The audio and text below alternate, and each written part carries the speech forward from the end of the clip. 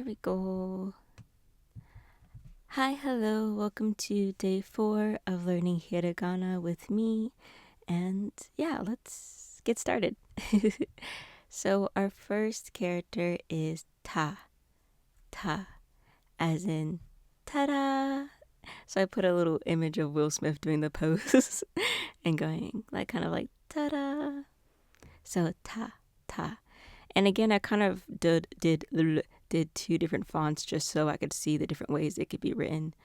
In this case, I was just trying to figure out when like I handwrite it, like which direction the T shape of the ta should go. So yeah, ta-da. And just like the other 2 rows, this row also has a dakten, and ta turned into da.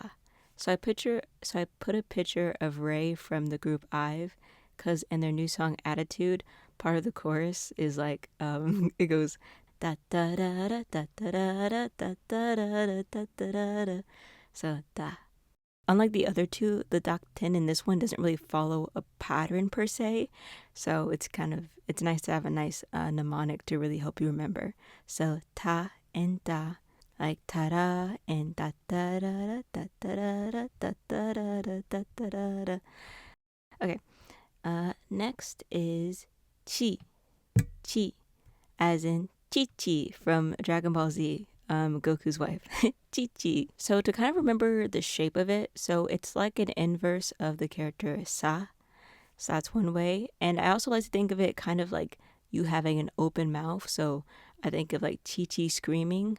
Or alternatively, you can think of the character Jerry from Soul if you watched it. That's the mouth. I don't know. The shape kind of reminded me of the mouth shape of Jerry. There's also multiple Jerrys if you haven't watched the movie, but I put the one that it resembles the most. So, or you can think of the little finder icon as well. So I put those to kind of help me remember the face shape. So that is for chi. And then chi turned into G, which you might remember from the last row where she turned into G. But this G is less commonly used, so you won't see it as much. But to kind of not get them confused, I don't know if it actually would help, but I put SZA because of her song Go Gina, Go Gina, Go Gina. So G. So that's to kind of help me not get them. I don't want to use the same mnemonic, so not to kind of remember that they're separate. So you think of G, so think of she and G like G, G, G, G, baby, baby. And then we think of chi and then G like go Gina, go Gina. I don't know if it'll actually be helpful in practice, but it helps me to know that they're like 2 separate characters, not the same, even though they sound the exact same. So we have chi and then G. Next, so this is probably the hardest character for me to pronounce, is tsu, tsu, as in tsunami. It's kind of hard because even when Americans, myself included, when we say the word tsunami, we don't always have that like T sound, even though it's like there. And obviously I know it's not like su, so but I also know it's not like a hard T either.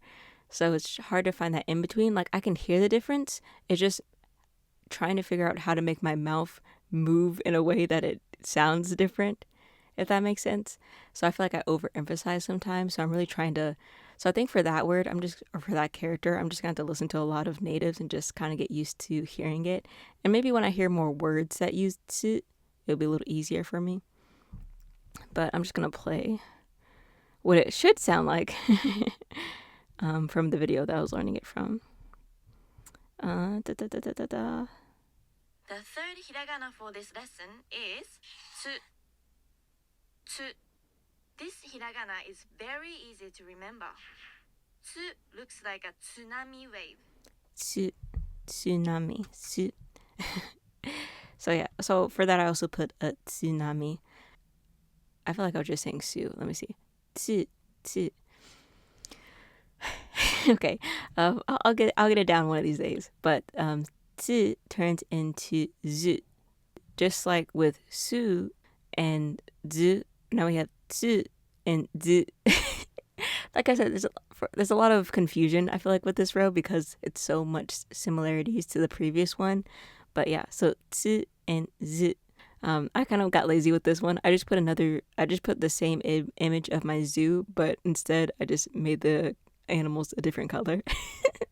So yeah, tsu and z. And with tsu, it also comes with a tiny tsu called a chitsai tsu. So that's like a small tsu. So chisai tsu, and it's used to prolong the consonant that it comes after. I can think of an example right now, but imagine like instead of saying just ah, you say ah. That's kind of the role of a chisai tsu, just to prolong the consonant. Okay, moving on, we have te, as in teddy bear, te. And I put a picture of Stacy because they have a song called Teddy Bear. So te turned into de, like delta, delta. Or also like in the word deli, deli, de. I feel like delta works a little bit better. But de as in delta, or de as in deli. So te and de. And for our final character, we have to. So I actually thought of two examples. The first is Todoroki from My Hero Academia. So Todoroki, to. And the other example is Totoro, as in My Neighbor Totoro. Totoro. So we have Todoroki and Totoro. My neighbor Totoro. So, and it's also really fun to say. So, to. And then to turned into do, as in making some dough. So a picture of someone, what's it called? Like kneading bread, right? Like with a K. Kneading.